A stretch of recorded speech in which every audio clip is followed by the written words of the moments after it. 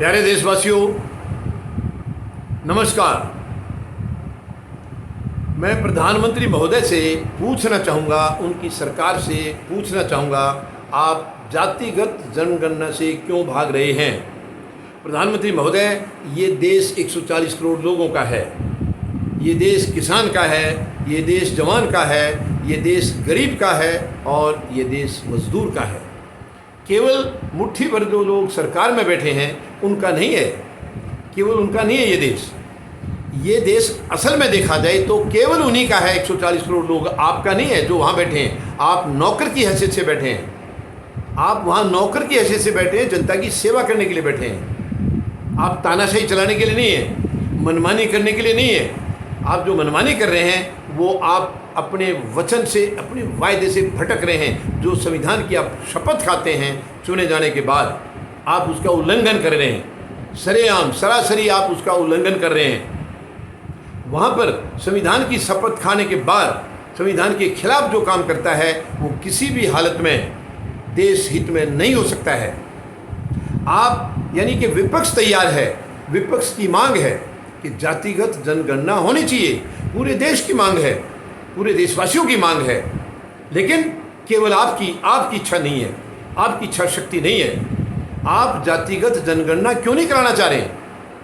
क्यों आप डर रहे हैं? क्या पाप है आपके अंदर? मैं जानता हूं प्रधानमंत्री महोदय, ये देश जानता है। आप इसलिए नहीं कराना चाह रहे। आज आप देश को बेवकूफ़ बना करके काम कर रहे हैं। आपको उनकी संख्या का जो है आपको ज्ञान है, लेकिन उनको ज्ञान ना हो, बैकवर्ड को बैकवर्ड का ज्ञान ना हो, पिछड़े वर्ग को पिछड़े वर्ग का अपनी संख्या का ज्ञान ना हो, बाकी किसी वर्ग को अपना ज्ञान ना हो। ये आपकी कोशिश है, ये आपकी भरपूर कोशिश है। नहीं तो वो अपना अधिकार मांगेंगे संख्या के हिसाब से। ये प्रधानमंत्री महोदय, आप तानाशाही जैसा काम कर रहे हैं। फिर आप अपने आप को बोलते हैं आप तानाशाह नहीं है। कोई आपको तानाशाह कहता है तो आप उसको अमर्यादित बता देते हैं, असंसदीय शब्द बताते हैं। ये कहाँ का न्याय है प्रधानमंत्री महोदय? कहाँ से आप ये शब्द लेके आ रहे हैं? ऐसी ऐसी बातें आप कहाँ से लेके आ रहे हैं? अमर्यादित है, असंसदीय है। यानी आपने संविधान की कसम खाई है तो आप संविधान के दायरे में रहकर काम करेंगे। आप सरकार में बैठे हैं और ये सच्चाई है, कड़वी सच्चाई है। आपका पहले टेन्योर के आपके बारे में मैं कुछ नहीं कह रहा हूँ, लेकिन जो दूसरा टेन्योर आपका चल रहा है 2019 के बाद का, ये आपका असंवैधानिक टेन्योर है। आप जनता के चुने हुए नहीं हैं, जनता की वोट से आप चुनकर नहीं आए हैं। आप ईवीएम मशीन से चुनकर आए हैं। ईवीएम मशीन से चुनकर आए, इसलिए आप तानाशाही चला रहे हैं। बहुत ज़्यादा तानाशाही, प्योर तानाशाही आप चला रहे हैं, अपनी मनमानी कर रहे हैं। आपको मनमानी करने का कोई अधिकार नहीं है, किसी ने आपको अधिकार नहीं दिया है। ये देश 140 करोड़ लोगों का है, उनकी इच्छा का आपको सम्मान करना होगा, उनकी भावनाओं की आपको कदर करनी होगी। नहीं करेंगे तो आपको बाहर का रास्ता दिखाया जाएगा। ये दुर्भाग्य है इस देश का कि आज आपने संवैधानिक संस्थाओं को अपनी मुट्ठी में कर रखा है, अपना गुलाम बना रखा है। लेकिन प्रधानमंत्री महोदय, ये चीज़ें हमेशा नहीं रहती हैं, हमेशा समय एक जैसा नहीं रहता है। आज समय किसी तरीके से यानी तानाशाही का इस्तेमाल करके आपने समय को अपने अधीन कर रखा है, लेकिन ऐसा कभी भी हमेशा के लिए नहीं होता है। समय कभी किसी को छोड़ता नहीं प्रधानमंत्री महोदय। आपका समय भी आएगा। जो आप ये 8 साल में जनता को दर्द दिया है उसका जनता आपसे हिसाब मांगेगी, आपसे हिसाब मांगेगी और आपको हिसाब देना होगा। आप कहाँ तक छिपेंगे? आप कहाँ तक भागेंगे? आपको हिसाब देना होगा, हर हालत में देना होगा। अब आपको ये डर है कि अगर आपने जातिगत जनगणना करा दी तो हर जाति के लोगों को अपनी संख्या बल का पता चल जाएगा, और जब संख्या बल का पता लगेगा तो वो संख्या के हिसाब से आपसे अपने अधिकार मांगेंगे। और आप अधिकार देना नहीं चाहते, आप अधिकार अपने तरीके से देते हैं, अपने तरीके से जो दिल करेगा उसको आप देंगे। आपका तो आज आप खुद, आपकी पार्टी और आपके कुछ चहेते उद्योग घराने, आप समझते हैं ये देश इन्हीं लोगों का है, केवल उन्हीं लोगों के लिए यहाँ से जितनी सुविधाएं हैं वो उन्हीं के लिए हैं, बाकी किसी के लिए नहीं है। ये है आपकी सोच प्रधानमंत्री महोदय। ऐसा नहीं है, ऐसा नहीं है। आपके जो ये उद्योग घराने हैं इनको भी सबक देगा ये देश, ये देशवासी उनको भी सबक देंगे। जो आपकी मिली भगत चल रही है आज उद्योग घरानों के साथ में, ये बहुत ही घातक सिद्ध हो रही है देश के लिए, बहुत ही भयानक सिद्ध हो रही है। ये आपको आज नहीं तो कल, कल नहीं तो परसों आपको कुर्सी छोड़नी होगी प्रधानमंत्री महोदय। देश फैसला कर चुका है और ईवीएम मशीन को हम लोग हटवा के रहेंगे, इस पर बैन लगा के रहेंगे। हम माननीय सर्वोच्च न्यायालय को फिर से अप्रोच करेंगे, फिर से अपील करेंगे, किसी भी हालत में ईवीएम मशीन को हम लोग हटा के रहेंगे।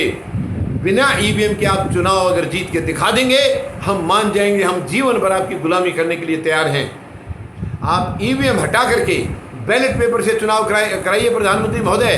अगर आप आ जाएं, मैं यकीन दिलाता हूं, ये वचन देता हूं, मैं लिखित में दे सकता हूं, आपको एग्रीमेंट दूंगा, मैं आपको ये लिख के दूंगा, एफिडेविट दूंगा प्रधानमंत्री महोदय कि बैलेट पेपर से अगर आप चुनाव जीत गए तो हम जीवन में शक्ल नहीं दिखाएंगे। लेकिन आप तो कभी मीडिया को फेस करते ही नहीं है।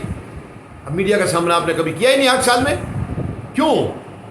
कुछ तो है ना प्रधानमंत्री महोदय, कुछ तो गलत पक रहा है, गलत खिचड़ी पक रही है।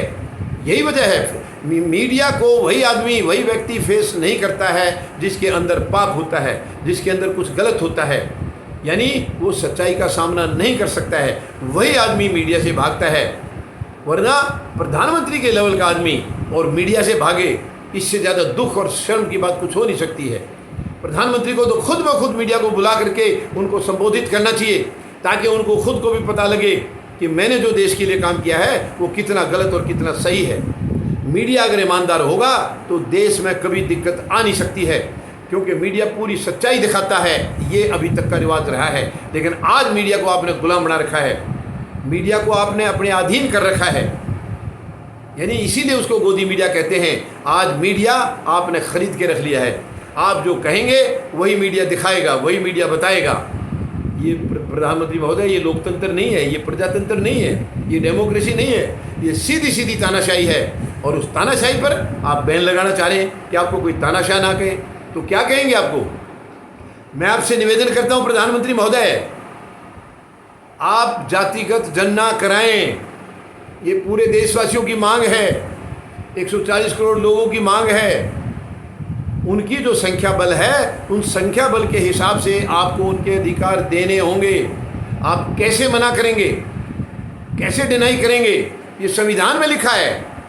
आप संविधान को क्यों अलमारी में बंद करके रखे हैं? क्यों संविधान को पढ़ते नहीं हैं? क्यों संविधान के पवित्र ग्रंथ को आप एक बार भी इस्तेमाल नहीं करते हैं? संविधान के पवित्र ग्रंथ में सबके अधिकार लिखे हैं, सबका अपना अपना दायरा दिया है। आपका भी दायरा है प्रधानमंत्री महोदय, लेकिन आप अपने दायरे से बाहर चले गए हैं, आप अपने दायरे को लांघ गए हैं। ये प्रजातंत्र में ऐसा संभव नहीं हो सकता है, केवल तानाशाही में संभव है, लेकिन संविधान में हमारे में तानाशाही के लिए कोई जगह नहीं है। आप अपनी मन मर्जी के हिसाब से आप तानाशाही सौंप रहे हैं, देश के ऊपर तानाशाही थोप दी आपने। ये ज़्यादा दिन नहीं चलेगी, ये समय अब आपका नज़दीक है। प्रधानमंत्री महोदय, आप अगर समय रहते संभलेंगे तो ये देश आपको माफ़ कर सकता है, वरना ये देश आपको कभी माफ़ नहीं करेगा। आपने जो देश को दर्द दिया पिछले 8 साल में और लगातार दे रहे हैं, लगातार दे रहे हैं, ये दूसरा टेन्योर तो आपका अधिकार था ही नहीं, कोई अधिकार नहीं था आपका। आपको किसने जिताया है? जनता ने नहीं जिताया। अगर जनता आपको जितवाती तो आप ये बताइए मुझे कि किस वजह से जितवाती। आपने पिछले 5 साल में किया ही क्या था? आपने बेरोजगारी को बताइए कहाँ तक पहुँचा दिया। 2 करोड़ नौकरियाँ हर साल देने का वायदा किया था, आपने नौकरियाँ देने की बजाय छीनी है। आपने काला धन लाने का वायदा किया था, 15-20 लाख रुपए सबके खाते में लाने का वायदा किया था, कहाँ गए वो? कहाँ गए प्रधानमंत्री महोदय? आपने महंगाई को डायन बताया था और उसका खात्मा करने की बात कही थी, कहाँ गया वो वायदा आपका? क्या वो जुमला नहीं है? और जुमला होने के बाद उसको जुमला नहीं कहेंगे तो क्या कहेंगे? और जुमला कह दिया तो आपने उसको असंसदीय घोषित करा दिया। प्रधानमंत्री महोदय, ये दोगली बातें नहीं चलेंगी, 2-2 चेहरे नहीं चलेंगे। आपको एक ही चेहरा रखना होगा, एक ही चेहरा रखना होगा। एक ही चेहरा रख करके जनता के सामने आइए और एक ही चेहरे से बात करिए, एक बार कुछ एक बार कुछ। 14 के चुनाव से पहले, यानी 2014 में आपने सरकार बनाई थी, आपने सत्ता हासिल की थी, उससे पहले आपके भाषणों को याद करिए प्रधानमंत्री महोदय। आप उन भाषणों को एक बार सुनेंगे, आपको खुद से शर्म आ जाएगी, आपको अपने आप से शर्म आ जाएगी कि आप उस टाइम क्या कहते थे और आज आप क्या कर रहे हैं। ये बहुत दुख की बात है।